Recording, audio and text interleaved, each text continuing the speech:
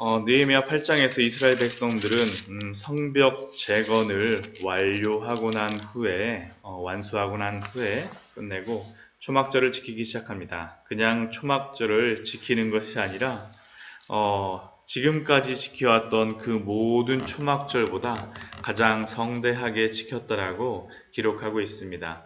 왜 그들이 그렇게 초막절을 지키게 되었을까요? 그것은 학사 에스라에게 율법 책의 낭독의 말씀을 듣고 그들 중에 있었던 사람들이 그 율법 안에서 초막절 규례를 발견하였기 때문입니다. 그들은 그래서 가장 성대한 초막절을 치르고 그 하나님 앞에 그러한 초막절의 규례를 지켰습니다. 그렇다면 그렇게 그 초막절 규례를 지키고 난 다음 그들이 행한 것이 무엇이었을까요? 그것이 바로 느헤미야 9장의 그러한 사건입니다.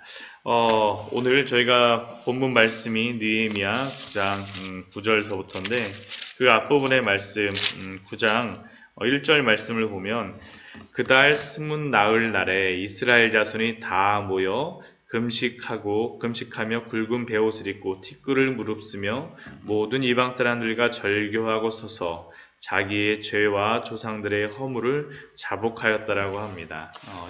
지금 여기에 그달 스문 날은 언제냐 하면 초막절의 그러한 규례가 끝나고 난 바로 다음 날입니다.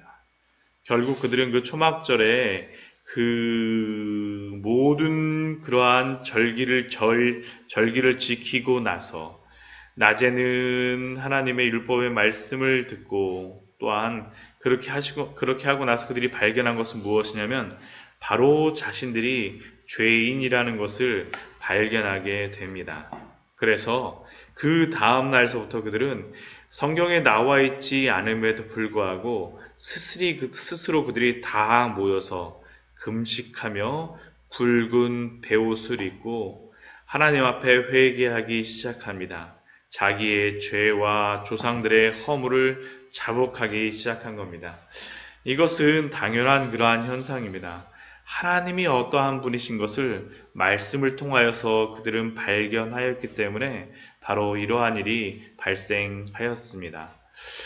어제도 우리가 주일 예배를 통하여서 심령이 가난한 자는 복이 있나니라는 그러한 말씀을 같이 나누었었는데 심령이 가난하다라는 것이 무엇입니까? 심령이 가난하다라는 것은 다른 것이 아니라 하나님이 어떤 분이신가를 발견하고 그 하나님 앞에 압도되어 자신의 죄됨을 발견한 사람이 바로 심령이 가난한 사람입니다.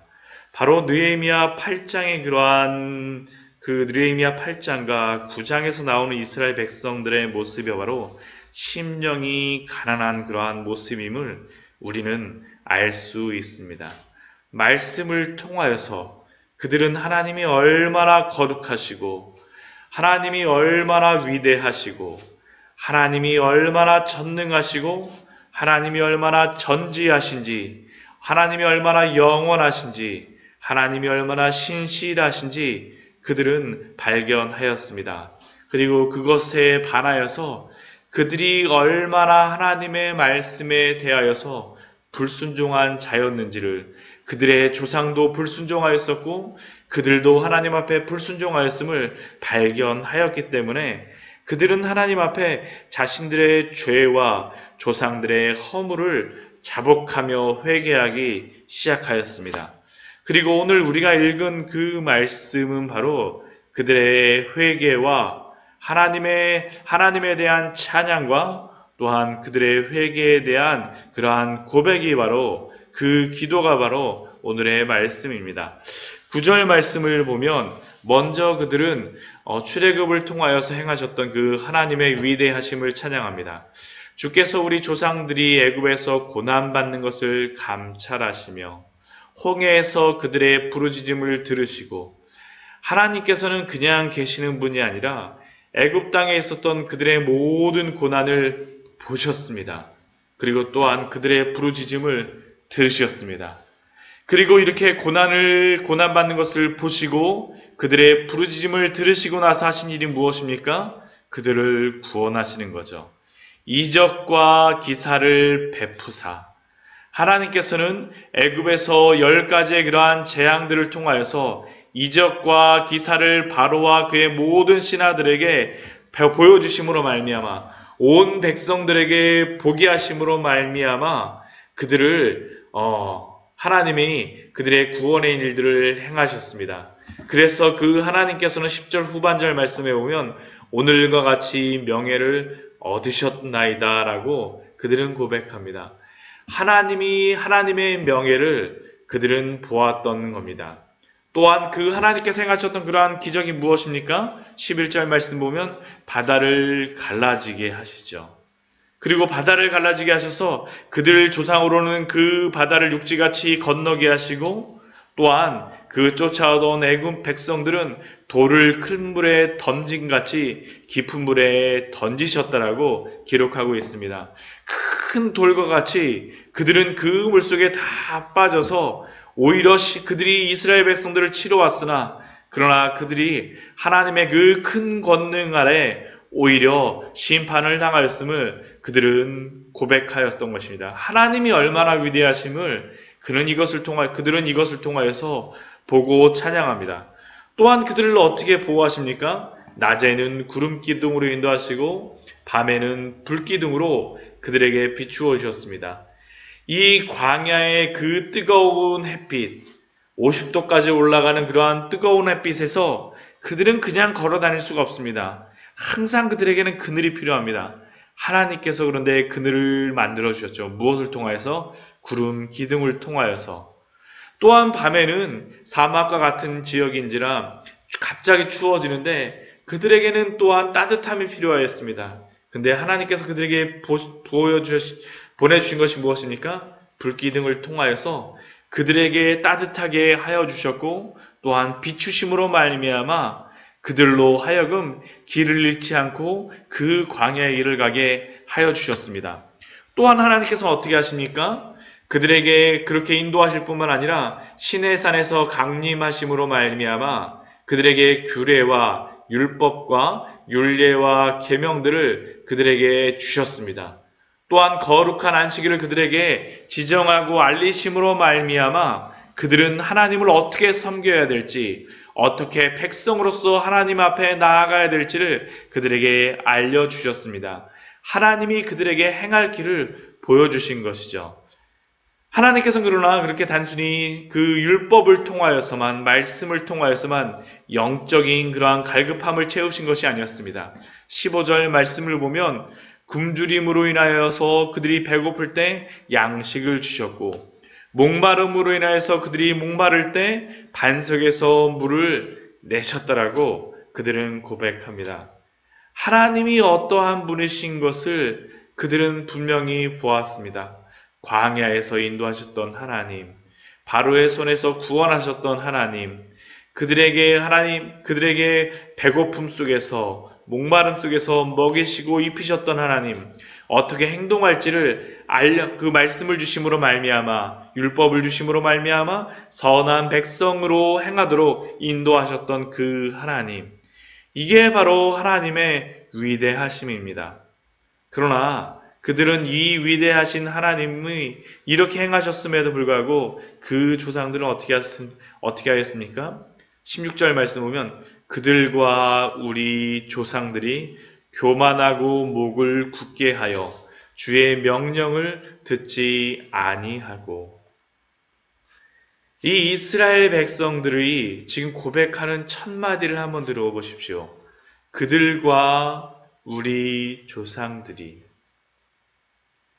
그들은 단순히 자신의 조상들을 그들이라고 이야기한 것이 아니라 우리 조상들이라고 이야기합니다. 결국 그들도 그 조상들과 함께 그곳에 있었다라는 겁니다. 그들도 교만하였었고 이렇게 느헤미야와 함께 기도하고 있는 그들도 함께 목이 굳은 백성이라고 그들은 하나님 앞에 회개하고 그들은 스스로를 보고 있는 것입니다. 이게 바로 심령이 가난한 것입니다. 또한 그들은 계속해서 자신들의 죄에 대하여 고백합니다. 하나님을 거역하였다라고 고백합니다. 또한 그들은 그들 가운데 행하신 기사를 기억하지 아니하였다라고 고백합니다.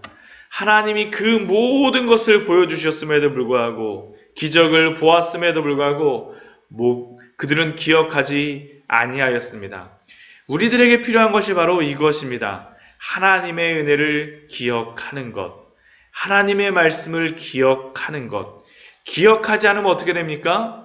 목이 굳고 패역하여, 목이 굳고 패역하여 스스로 한 우두머리를 세우고 종되었던 땅으로 돌아가고자 하였나이다. 하나님의 말씀을 기억하지 않으면 스스로 범죄하고 스스로 죄악에 빠진다라는 겁니다. 하나님이 광야에 그들을 두셨기 때문에 그들이 범죄한 것이 아니라 그들이 스스로 패역한 것이었습니다. 왜요? 하나님의 말씀을 기억하지 아니하였기 때문입니다. 그래서 스스로 죄악에 빠졌습니다. 하나님이 죄악의 환경을 만들어 주신 것이 아니라 스스로 패역한 그들의 모습들. 그래서 그들은 다시 그 바로의 땅으로, 그 죄의 땅으로 돌아가고자 하였다라는 겁니다. 우리도 동일합니다. 하나님의 말씀을 기억하지 않으면 우리도 죄악으로 돌아갑니다.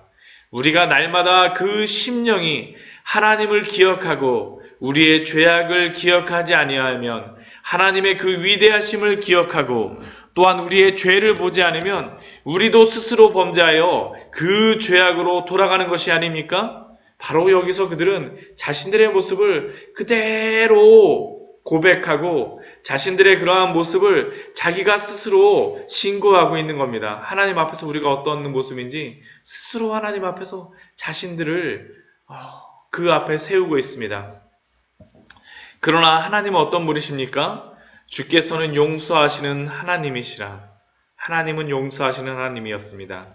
은혜로우시며 긍휼히 여기시며 더디 노하시며 인자가 풍부하심으로 그들을 버리지 아니하셨나이다. 하나님이 잊지 않으셨죠. 하나님이 용서하셨죠. 그럼에도 불구하고 그들은 또한 죄악들을 행합니다. 어떠한 죄악들을 행하였습니까?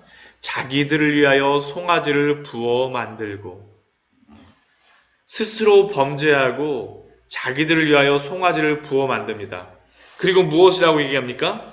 이는 곧 너희를 인도하여 애굽에서 나오게 한 신이라. 하나님이 필요가 없었습니다. 그들이 필요한 것은 자기들을 위한 하나님이었습니다. 자기들을 위한 송아지라고 하지만 그들은 아론이 그 송아지를 만들고서 한 것이 무엇입니까? 너희를 인도하여 애굽에서 나오게 한 하나님이다라고 그들이 말하지 않았습니까? 그들은 하나님이 필요한 것이 아니라 자기들을 위한 신이 필요하였던 것입니다. 우리는 어떻습니까? 우리가 하나님을 믿는 것이 우리들을 위한 하나님입니까? 우리들의 필요를 위한 하나님입니까? 아니면 우리를 구원하신 하나님이 여러분에게는 필요하십니까? 우리들에게는 우리의 필요를 위한 그러한 하나님이 필요합니까? 우리를 구원하심으로 그의 규례를 따라서 그의 율례를 따라서 순종하게 하시기를 원하는 그 하나님이 필요하십니까? 이게 그들에게 질문이었었죠.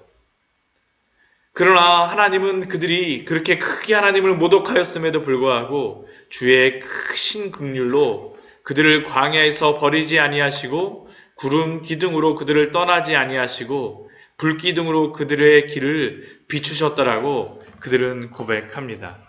또한 20절 말씀을 보면 선한 영을 주사 그들을 가르치셨다라고 고백합니다. 성령으로 인도하셨다라고 그들은 고백하죠. 그리고 그들의 입에서 만나를 끊이지 않게 하시고 그 목마름, 그 갈증에서 물을 주어서 40년 동안 들에서 그들을 기르심으로 부족함이 없게 하셨다라고 그들은 고백하고 있습니다. 이 말씀은 바로 무엇을 이야기하고 있습니까? 여호와 하나님이 그 광야 가운데에서 시편 23편에 그러한 목자가 되어 주셨음을 그들은 고백하고 있는 것입니다. 우리 시편 23편의 말씀을 한번 보도록 하겠습니다. 시편 23편의 말씀이 무엇입니까? 여호와는 나의 목자시니 내게 부족함이 없으리로다. 그가 나를 푸른 초장에 누이시며 쉴 만한 물가로 인도하시는도다. 그런데 21절의 말씀을 보십시오. 그 광야가 무엇이라고 고백합니까? 들이라고 고백하죠. 그 광야가 바로 시편 23편의 푸른 풀밭과 쉴 만한 물가로 그들은 고백하고 있습니다. 왜 그렇습니까? 하나님이 먹이시고 하나님이 입히셨기 때문에 광야가 더 이상 광야가 아니라 메마르고 황량한 곳이 아니라 꽃이 피고 물이 흐르는 먹고 마실 수 있는 그러한 부족함이 없는 곳이다라고 그들은 고백하고 있습니다. 왜요? 하나님이 계셨기 때문입니다. 하나님이 계시면 그 광야가 푸른 풀밭과 쉴만한 물가가 되지만 하나님이 없으면 그곳은 바로 사막이 됨을 그들은 고백하고 있습니다. 또한 그 하나님께서 22절 말씀에 보면 무엇이라고 말씀하십니까? 나라와 족속들을 그들에게 각각 나누어 주매 땅을 주셨다라는 겁니다. 땅을 차지하게 하였나이다라고 그들은 고백하고 있습니다. 오늘 말씀을 통해서 우리가 발견할 수 있는 것이 무엇입니까? 이스라엘 백성들의 끊임없는 불순종과 함께 하나님의 신실하심을 우리는 발견할 수 있습니다. 우리가 왜 구원을 받았을까요? 우리가 왜 구원을 받았을까요? 우리가 하나님의 말씀을 순종하였어요? 우리가 하나님께 당연히 구원받을 만한 백성이라서요? 우리가 당연히 구원받을 만한 어떠한 행위를 했기 때문에요? 우리가 선하기 때문입니까? 우리가 하나님 앞에 어떠한 구원받을 만한 백성이기 때문입니까? 겸손하기 때문입니까? 그만한 어떠한 특징이 있기 때문입니까? 아닙니다. 하나님이 신실하시기 때문입니다. 결국 우리는 하나님 앞에서 날마다 심령이 가난해져야 될 자임을 우리는 고백하여야 합니다. 이들이 바로 심령이 가난한 자들이 되었기 때문에 하나님 앞에 그들의 죄를 회개하고 그 조상들의 죄를 그들의 허물이라고 이야기하지 않고 우리 조상의 허물이라고 고백하고 있습니다. 사랑하는 성도 여러분, 여러분들은 여러분들의 하나님을 발견하셨습니까? 하나님을 보십시오. 우리 주 예수 그리스도의 십자가를 바라보십시오. 하나님께서는 보이지 않는 하나님에 대한 그 갈급함을 채우기 위하여서 누구를 보내셨습니까? 주 예수 그리스도를 우리에게 보내셨습니다. 그 하나님의 들리지 않는 음성을 우리에게 들려주기 위하여서 우리에게 무엇을 주셨습니까? 성경의 말씀을 주셨습니다. 말씀을 통하여서 하나님이 어떤 분이신지를 발견하십시오. 그 말씀을 통하여서 예수 그리스도가 우리에게 어떤 구원을 이루셨는지를 발견하십시오. 그 십자가를 바라보십시오. 그리고 또한 우리의 모습을 보시기 바랍니다. 그러한 때 심령이 가난한 자는 천국이 저희 것임이다라고 말씀하셨던 그 복이, 천국을 소유하는 그 은혜가 우리에게 있을 줄 믿습니다.